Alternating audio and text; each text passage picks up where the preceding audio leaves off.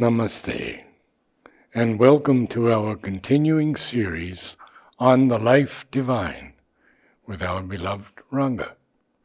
We are on page 344, beginning with the line, "It is evident that such a consciousness and will..."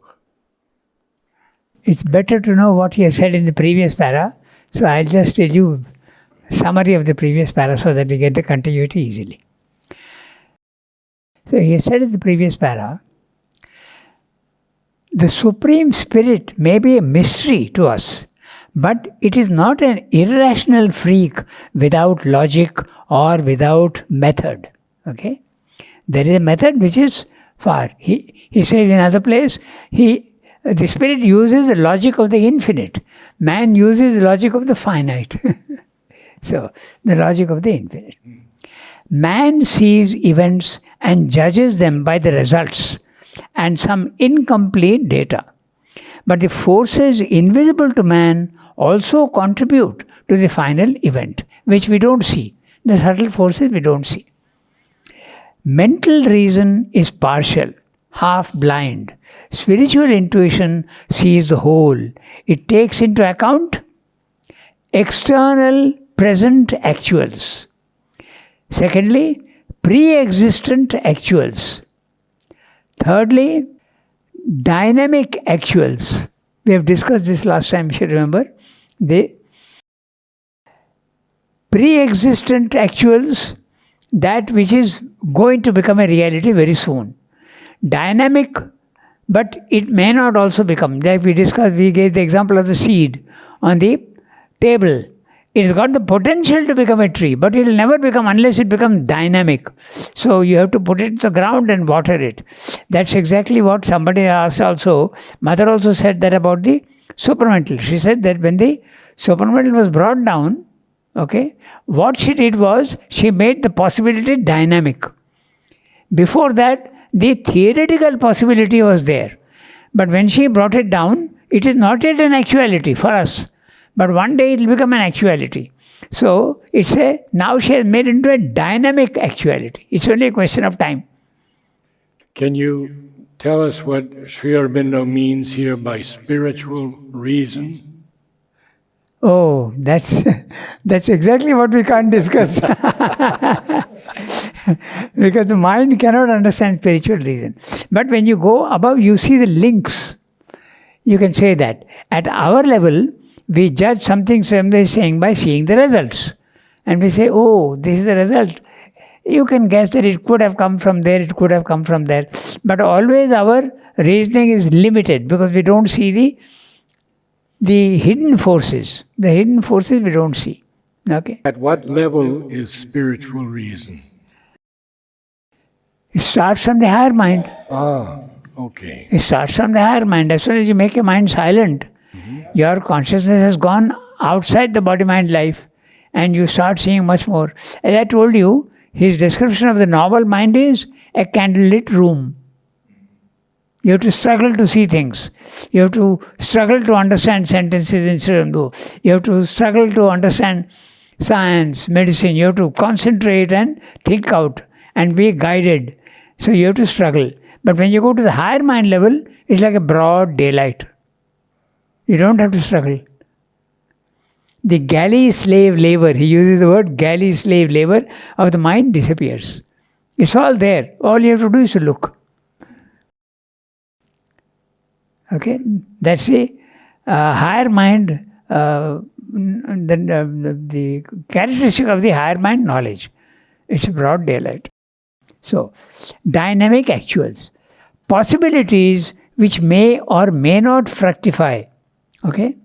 Imperatives in the process of manifesting, finally, the divine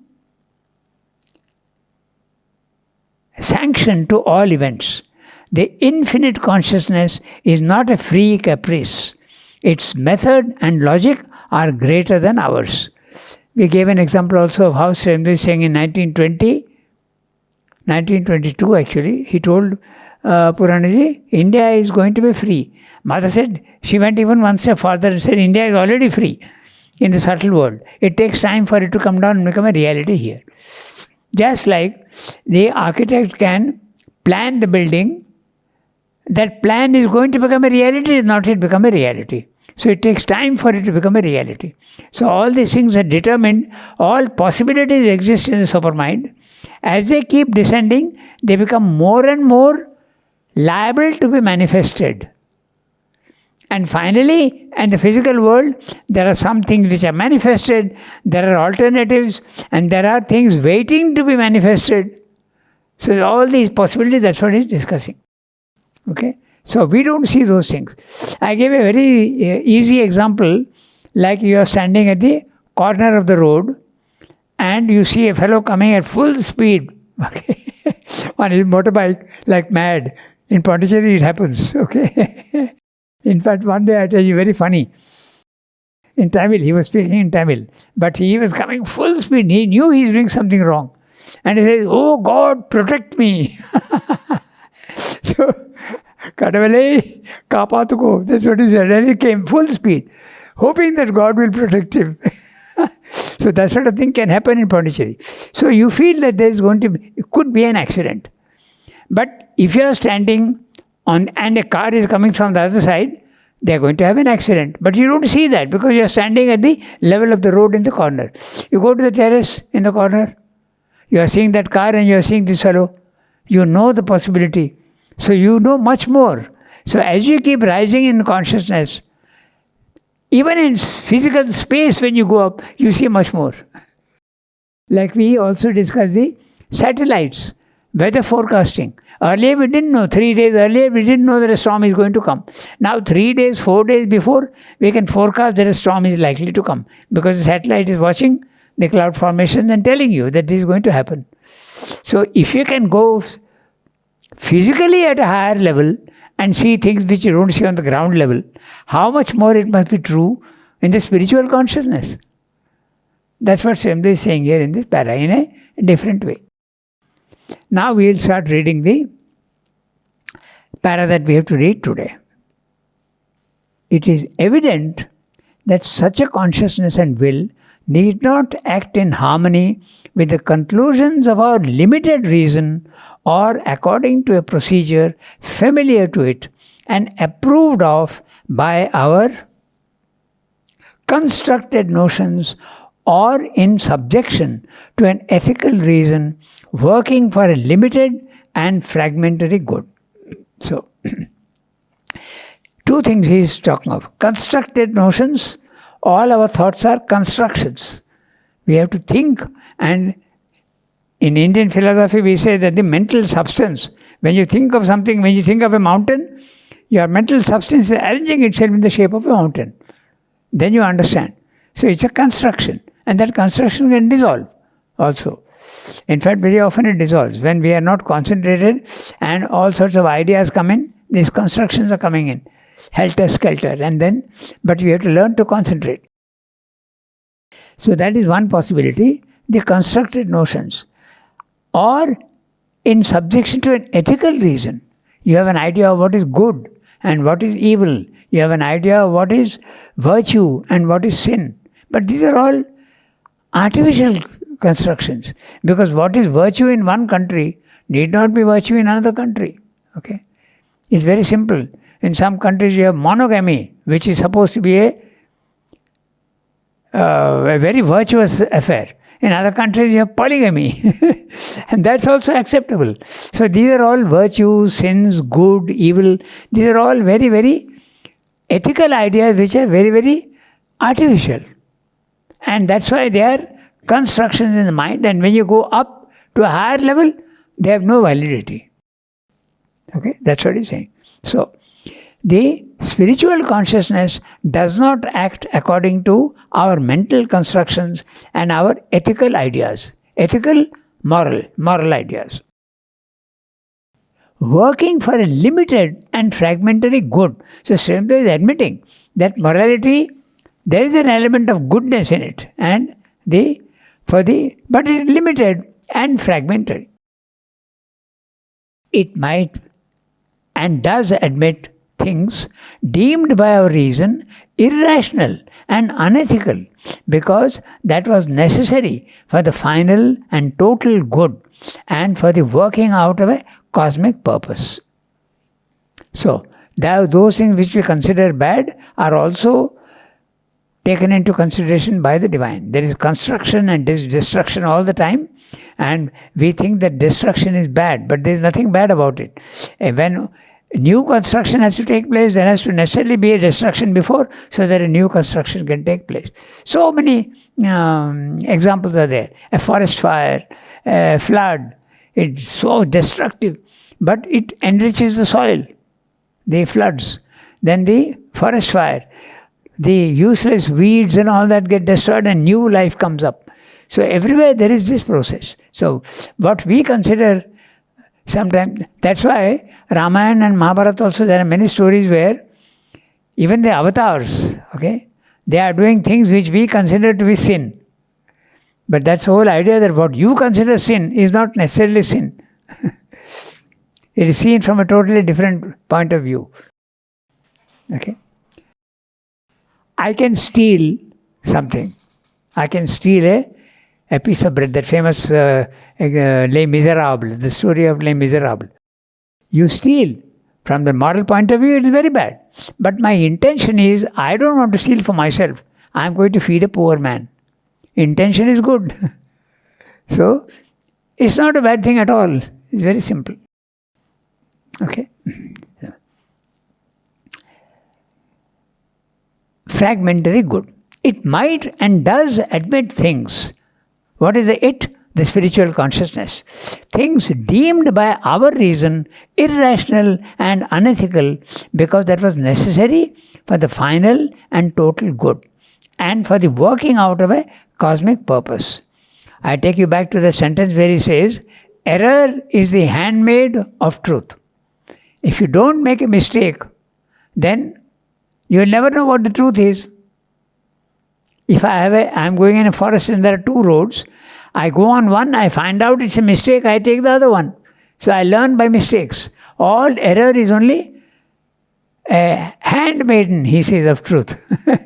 So we should look down on failure. We should look down on error. Okay, so that's what he's saying. What seems to us irrational or reprehensible in relation to a particular set of facts, motives... Partial set of facts. What seems to us irrational or reprehensible in relation to a partial set. A partial set of facts, motives, desiderata might be perfectly rational and approvable in relation to a much vaster motive and totality of data and desiderata. So, that which is desirable is desiderata. He has gone back to the desideratum, desiderata, that which is desirable. Okay, so reason with its partial vision sets up constructed conclusions which it strives to turn into general rules of knowledge and action, and it compels into its rule by some mental device or gets rid of what it does not suit, what does not suit with it. That's Srimato's English. I'm reading that sentence again. Reason with its partial vision sets up constructed conclusions which it strives to turn into general rules of knowledge and action, and it compels into its rule by some mental device or gets rid of what does not suit with it. Which the divine consciousness does not do. It takes into consideration all the viewpoints. Sometimes which we don't approve of, we don't consider, we throw it away. Okay. Does not suit with it. An infinite consciousness would have no such rules. It would have instead large intrinsic truths governing automatically conclusion and result, but adapting them differently and spontaneously to a different total of circumstances, so that by this pliability and free adaptation, it might seem to the narrower faculty to have no standards whatever. That's interesting. All morality and reason have standards. It has to be logical. It has to be moral. But there are no standards. We can go back to that famous sentence of the Gita. Okay? It says, Sarva dharman parityajya mamekam sharanam braja. Give up all standards of conduct and depend on me alone. So no standards of conduct at the highest level. The divine decides for you what has to be done. There is an echo of that here in this one. No? Adapting differently and spontaneously to a different total of circumstances, so that by this pliability and free adaptation, it might seem to the narrower faculty to have no standards whatever. In the same way, we cannot judge of the principle and dynamic operation of infinite being by the standards of finite existence. What might be impossible for the one would be normal and self-evidently natural states and motives for the greater, freer reality. It is this that makes the difference between our fragmentary mind consciousness, constructing integers out of its fractions, and an essential and total consciousness, vision and knowledge. It reminds me of Sri Aurobido's support to the British during the Second World War. All his life, he fought against the British, and suddenly when the war starts, he starts supporting them. There is a huge hue and cry in the ashram. What is Sri Aurobido doing? He is supporting the British. But he could see from a higher point of view other things which the normal people could not see. No? He says there are bigger issues. So he had to do that. So what knowledge is there actually in the world of any true value? Hardly. Yeah. In fact, there is partial truths are there. Yes. And as we discussed, at every level, there are truths which are valid. Morality is valid if you are living in the body-mind life. It's valid. But when you go above, those standards go on changing. It's very similar to laws in countries, different countries. Different countries have different laws because they have different conditions. Yeah? So, different conditions, different climate, different plants, different food. Everything is different. So when you go from one level to another level, it's like going from one country to another country. They are changing. So your question is, what is the ultimate truth in the physical world? There isn't any. There isn't any, exactly. So you have to go to get the highest one. There are reflections of that. Mm-hmm. There are distorted reflections in the lower worlds.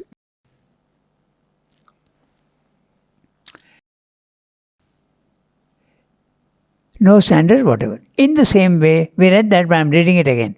In the same way, we cannot judge of the principle and dynamic operation of infinite being by the standards of finite existence. What might be impossible for the one would be normal and self-evidently natural states and motives for the greater, freer reality. It is this that makes the difference between our fragmentary mind consciousness constructing integers out of its fractions and an essential and total consciousness, vision and knowledge. So, we are trying to construct integers, full numbers out of fractions. We are seeing only fractions. We don't see the reality, total reality. So,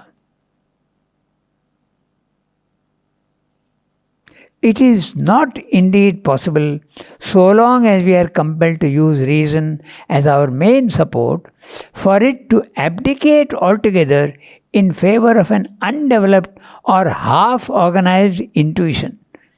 So, without developing your mind, you go to the higher level, then there can be confusion. You have to Double promotions are not possible. That's what he's saying. Okay, so half organized intuition. So, but it is imperative on us, in a consideration of the infinite and its being and action, to enforce on our reason an utmost plasticity and open it to an awareness of the larger states and possibilities of that which we are striving to consider. It will not do to apply our limited and limiting conclusions to that which is illimitable. If we concentrate only on one aspect and treat it as a whole, we illustrate the story of the blind men and the elephant. Each of the blind inquirers touched a different part and concluded that the whole animal was some object resembling the part of which he had had the touch. An experience of some one aspect of the infinite is valid in itself, but we cannot generalize from it that the infinite is that alone, nor would it be safe to view the rest of the infinite in the terms of that aspect and exclude all other viewpoints of spiritual experience. Okay? So what he's saying is very clear. Somebody sees that the physical world is unreal, it's okay for you, but that's not the entire truth. Somebody else sees the personal aspect of the divine and says that is the only truth. Not true. You see the impersonal aspect of the divine, and this many people say. Buddhists and even Satguru says that, Jiddu Krishnamurti says that there is no God. There is no personal God. There are only planes of consciousness. Impersonal planes of consciousness. You get knowledge, there is love, there is freedom, there is peace. There may even be power, but there is nobody. So, different things. So, what you experience one side, you insist that that's the only truth. So, there is warning against that.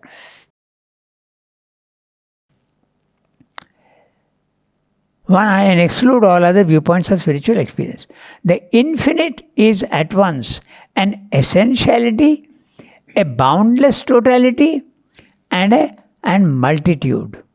So, what's he talking about? Essentiality, the highest level, transcendent. The boundless activity, the cosmic. And multitude, the individual. The one, the many, and the three states. All, Brahman is all these things together. Not only that. He is not only transcendent. He is not only cosmic. He is not only individual. If you experience the divine within yourself, you feel that the divine is individual. That you feel that he is there within you. If you experience the divine in the cosmos, you end up with pantheism. And you think that that's the only truth. And you go to the transcendent, you see the impersonal aspect of the divine, you feel that that's the only truth. So all partial truth. That's what Swamdev is saying.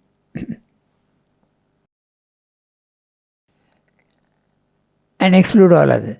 The infinite is at once an essentiality, a boundless totality, and a multitude.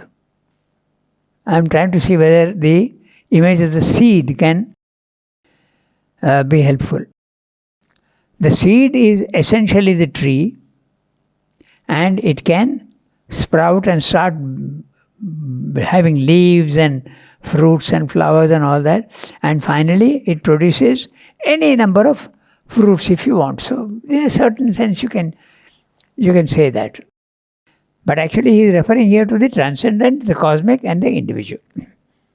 Okay? So all these have to be known in order to know truly the infinite. To see the parts alone and the totality not at all, or only as a sum of the parts, is a knowledge, but also at the same time an ignorance. To see the totality alone and ignore the parts is also a knowledge, and at the same time an ignorance. For a part may be greater than the whole, because it belongs to the transcendence. To see the essence alone, because it takes us back straight towards the transcendence and negate the totality and the parts is a penultimate knowledge. But here too, there is a capital ignorance. A whole knowledge must be there, and the reason must become plastic enough to look at all sides, all aspects, and seek through them for that in which they are one. This last bit we will see again, because we will identify each one what he is saying. To see the parts alone and the totality not at all, or only a sum of the parts, is a knowledge, but also at the same time an ignorance. So, to see the parts, take medicine, okay? I see the stomach, I see the heart, I see the liver, I am seeing, and I am even seeing all the, and not the totality at all. Okay, that's what the specialist does. He knows only about the heart, he knows nothing about the liver, he knows only about the brain, he knows nothing about the nerve system. So that's a knowledge, but it's not a totality. You ignore the totality. But to see the totality without seeing the parts is also an ignorance, Srindu is saying. The other example is also we can see when I am in the physical world here, I am seeing all these things. I am seeing you, I am seeing you, I am seeing you. I sit in a rocket and go up. I see the globe, but I don't see you anymore. I see the totality, but I am not seeing the details. So that again is an ignorance. That's what he's saying. So you must be able to see both. You must be able to see the parts as well as the... So you must see the essentiality, you must see the totality, and you must also see the parts. That's why Srindu's philosophy is the integral philosophy. That's what he said. Otherwise you know the divine only in parts. Okay? To see the totality alone and ignore the parts is also a knowledge, and at the same time an ignorance. For a part may be greater than the whole because it belongs to the transcendence. To see the essence alone because it takes us back straight towards the transcendence and negate the totality and the parts is a penultimate knowledge. But here too, there is a capital ignorance. So, it's very clear what he's saying. You have to see all the things. Essentiality, totality and parts. Okay. A whole knowledge must be there, and the reason must become plastic enough to look at all sides, all aspects, and seek through them for that in which they are one. And what is that? That's a supermind. So long as you are in the, either in level 1, you are identified with body, mind, life, or you are in level 2, the spiritual planes of consciousness, you are seeing only parts and partial truths. You go to the supermind, you see all together. That's why he stress of going right up to the supermind and manifesting it in the world. Thus too, if we see only the aspect of self, this theory, what he has discussed here, now he will apply to the Brahman, Purusha, Ishvara, Maya, Prakriti, Shakti. That's what he is going to do now. Thus too, if we see only the aspect of self, we may concentrate on its static silence and miss the dynamic truth of the infinite. I'll read the whole para and then we'll come back to it. If we see only the Ishvara, we may seize the dynamic truth but miss the eternal status and the infinite silence, become aware only of dynamic being, dynamic consciousness, dynamic delight of being, but miss the pure existence, pure consciousness, pure bliss of being. If we concentrate on Purusha Prakriti alone, we may see only the dichotomy of soul and nature, spirit and matter, and miss their unity. In considering the action of the infinite, we have to avoid the error of the disciple who thought of himself as the Brahman, refused to obey the warning of the elephant driver to budge from the narrow path, and was taken up by the elephant's trunk and removed out of the way. You are no doubt the Brahman. said the master to his bewildered disciple. But why did you not obey the driver Brahman and get out of the path of the elephant Brahman? We must not commit the mistake of emphasizing one side of the truth and concluding from it or acting upon it to the exclusion of all other sides and aspects of the infinite. The realization, I am that, is true, but we cannot safely proceed on it unless we realize also that all is that. Our self-existence is a fact, but we must also be aware of other selves, of the same self in other beings, and of that which exceeds both own self and other self. The infinite is one in a multiplicity, and its action is only seizable by supreme reason which regards all and acts as a one awareness that observes itself in difference and respects its own differences, so that each thing and each being has its form of essential being and its form of dynamic nature, Swarupa, Swadharma, and all are respected in the total working. The knowledge and action of the infinite is one in an unbound variability. It would be, from the point of view of the infinite truth, equally an error to insist either on a sameness of action in all circumstances or on a diversity of action without any unifying truth and harmony behind the diversity.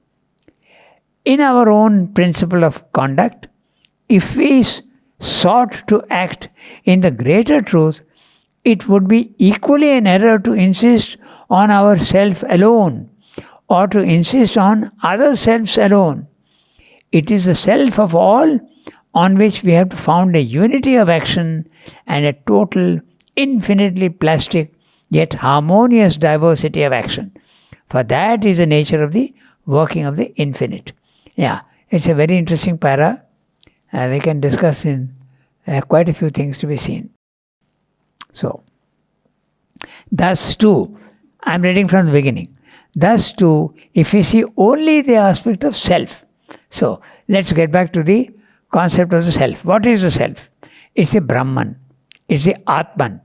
It's the consciousness which feels itself to be in an immutable, featureless, infinite, eternal state. It cannot be described. It has no action. It is static. It is silent. But it is infinite and it has no features at all. You can't describe it in any way. But totally real. So real that everything else is unreal. Okay? So that's the self. You can call it the Brahman consciousness. You can call it the Atman. You can call the Buddhists call it Nirvana. The world disappears and you are in a consciousness which is absolutely real and static and featureless. That's the self. So if you have that experience, which Sri Aurobindo had and Buddha had and everybody had, so many people have, we may concentrate on a static silence and miss the dynamic truth of the infinite. The dynamic truth is the physical world where there is action going on all the time. So you are saying only spirit is real and the dynamism in the physical world is a falsehood. So you are missing that. So you must have both. You must see the reality of both. Okay? And miss the dynamic of the infinite. If we see only the Ishvara, okay, that means the highest, we may see the dynamic truth and miss the eternal status and the infinite silence. If you see only the dynamic truth, you're seeing the divine is governing, conducting all the action in the physical world, you may miss the static condition. So that's what he's saying. Okay? So, become aware of only the dynamic being, dynamic consciousness, dynamic delight of being. this describes the physical world with all its action here. So, everything is dynamic in movement, and you are not realizing that there is a static condition also. You are seeing only the river, you are not seeing the origin of the river. Okay, that's what he's saying. And note also, this dynamism is in being, it's in consciousness, and it's a delight of being. Satchidananda. Each thing can become dynamic as well as static. The being is this substance. The substance can be absolutely like a sea at rest, or the sea can produce waves. Then there is a consciousness which can be absolutely static, or the consciousness can be moving and creative. And force also is the same, and Ananda also is the same. Okay? If we concentrate on Purusha Prakriti alone, we may see only the dichotomy of soul and nature, spirit and matter, and miss their unity. He is talking of the Sankhya philosophy. When you go to the spiritual planes of consciousness, the level 2, okay, you see that there is a consciousness which is static, that's a Purusha, and you see a force which is active in the physical world. Both are real, but they seem to be separate. They don't seem to have any connection. Even if there is a connection, they are two and not one. Whereas the truth is that at the highest level they are one. Sat, Chit, Ananda, Chit, Shakti are one at the highest level. That's the symbolism of the Ardhanarishwara. In our Indian temples, we have figures where half male, half female. Shakti and Chit are one. They are not separate at the highest level. At the lower levels, you see them as two separate things. Even in the physical world, there is the knowledge and will are separate. Knowledge is an aspect of Chit, and will is an aspect of force. But they don't seem to always go together hand in hand. I may have the knowledge of something, but I may not have the will to do it. I may have the will to do something, I may not have the knowledge. So that's exactly what he's saying. Okay, so if you concentrate on Purusha Prakriti alone, we may see only the dichotomy of soul and nature, spirit and matter, and miss their unity. In considering the action of the infinite, we have to avoid the error of the disciple who thought of himself as the Brahman, refused to obey the warning of the elephant driver to budge from the narrow path, and was taken up by the elephant's trunk and removed out of the way. This is an image which Ramakrishna gave. It is his image, and he explained this in this way. So the disciple who is hurt because he is thrown by the elephant, he goes back to his guru and tells him, "What did you teach me? That everything is the Brahman." So then the guru tells him, "You thought of yourself as the Brahman, but why did you think of the elephant also as the Brahman and the elephant driver also as the Brahman?" So that's the totality. Okay, so you are no doubt the Brahman, said the master to his bewildered disciple. But why did you not obey the driver Brahman and get out of the path of the elephant Brahman? We must not commit the mistake of emphasizing one side of the truth and concluding from it or acting upon it to the exclusion of all other sides and aspects of the infinite. The realization, I am that, is put in double quotes because that's a Upanishadic statement. Soham asmi, I am that. And there is another one also which is Tat Tvamasi, you are that. And what is that? God. But when you use the word God, it becomes personal. So it is Satchidananda. God in the impersonal way. That's what you are, essentially. Okay? It's true, but we cannot safely proceed on it unless we realize also that all is that. Not only I am that, but you are also that. And everything else also is that. Stones, trees, animals, everything is also that. Okay? And now he is saying something interesting. The infinite is one in a multiplicity, and its action is only seizable by a supreme reason which regards all and acts as one awareness, and that observes itself in difference and respects its own differences. So, he is describing the second status of the supermind. The second status of supermind is, the first status is, the sea is at rest. No movement, nothing. It's one. You see only the oneness. In the second status of supermind, the sea starts making waves. But the waves are not waves, but swells only. You start seeing the beginning of movement and action and multiplicity. The third level is, each wave is now forgetting that it is part of the sea. So he is referring to that. Okay? So there is a consciousness where you see the oneness, you see the whole sea, and you see also the waves, and you realize that these are all waves of one sea. All bodies, your body, my body, is all ultimately matter. So I am seeing that it is all, there is a oneness. Matter is the reality. But parts also, bodies also are real. So form is real, and the origin of all forms also is real. That's what he's saying. Which regards all and acts as a one awareness that observes itself in difference and respects its own differences. So that each thing and each being has its form of essential being and its form of dynamic nature, Swarupa and Swadharma. Now we can have a brief discussion on Swarupa and Swadharma. Swarupa is Swarupa, your own form, your own nature. So, that is, when the divine is creating, the one is becoming the many, he creates many souls. Each soul is essentially the divine, but takes on a different nature. So there are infinite natures. Each one has got a nature which is peculiar and singular only to himself. Your nature will not be replicated anywhere else in detail. So you are unique. It's one possibility of the infinite manifesting itself in the universe. That's your nature, Swarupa. But when you come down to the physical world, with that nature you have a work to do here, that's your Swadharma. That's what you have to do. You have to know both. You must know what you are essentially and the work that you are doing here in the physical world.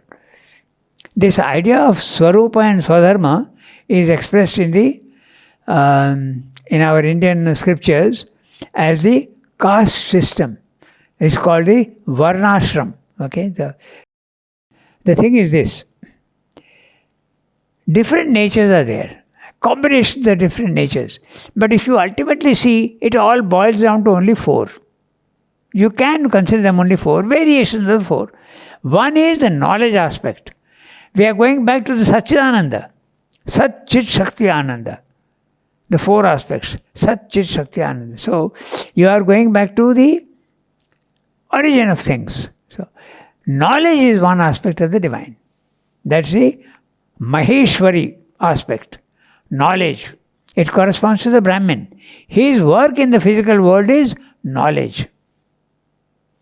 Then there is the other aspect of force alone. Chit Shakti. And that's the Kshatriya. So these are the soul types. So that's it. There can be combinations and permutations, but these are the essential types. The other one will be neither knowledge nor force only, but wealth, production, beauty. Okay? That's a Vaishya, the one who produces wealth. Okay? And variety. So his nature would be one of generosity and going on creating wealth and splendor and beauty. That's a Vaishya. And finally you have the aspect of modesty, service, okay, humility, and that's a Shudra. So all these can have a divine realization, and that's the Swabhava and the Swadharma. So the Swadharma boils down to these four. There can be infinite combinations of all these things. So that's the idea of Swabhava and Swadharma. You must know both. That's what Swami is saying. Okay? It's interesting, we can immediately see that Mother and Sri Aurobindo were both divine, but did they have the same nature? No. Mother was more into painting, into music, and Sri Aurobindo was more into literature, poetry, totally different. Okay, so all respect in the total. The knowledge and action of the infinite is one in an unbound variability. So, total freedom. It would be, from the point of view of the infinite truth, equally an error to insist either on a sameness of action in all circumstances or on a diversity of action without any unifying truth and harmony behind the diversity. So, you feel that divine nature means everybody must be the same. No, not at all. The divine can manifest himself in so many aspects. That's what he is discussing. Okay. He gives the example of the orchestra. 100 instruments all playing different things, but no disharmony at all. Perfect harmony. Okay, so equally energy insists on sameness of action in all circumstances or on a diversity of action without any unifying truth and harmony behind the diversity. So there is the diversity and yet there is a oneness. This is seen in all the species. Every species there is a oneness. Okay, take the cat family. Catness is a oneness. But each cat is different. Different color, different size, different nature. So that's what he's saying. You must do both. Okay. In our own principle of conduct, if we sought to act in this greater truth, it would be equally an error to insist on our self alone or to insist on other selves alone. So, on our self alone, you are ignoring the others. But the other thing, that I am doing everything only for others and I reduce myself to a zero, that also is wrong. That's what he's saying. In Life Divine, he says in one place, when you look at the universe, you see yourself to be nothing, just one small atom. But it's equally a mistake to think that you are insignificant and you have no significance. Because you are the finite housing the infinite in yourself. So, you must take care of both. Yourself, yes, you must develop yourself. But you must also see that others also are equally yourself when you have your cosmic consciousness. So, neither should be too self-centered, nor should you be too outward going. That's what he's saying. So, in truth, it would be, in our Indian scriptures, we have had examples of people who go out of their way and demean themselves and say that only the other side is true. And what others are saying is true and what I will do. But that's a mistake. You must also have your own fixity and your own thing, but you must not insist on it. You must also be able to see other people's points of view. That's what he said. In our own principle of conduct, if we sought to act in this greater truth, it would be equally an error to insist on our self alone or to insist on other selves alone. It is the self of all on which we have to found a unity of action and total, infinitely plastic, yet harmonious diversity of action. Harmonious diversity of action. For that is the nature of the working of the infinite. So, 2 paras. We stop here yes, today. I think so. Namaste all. Thank you, Ranga.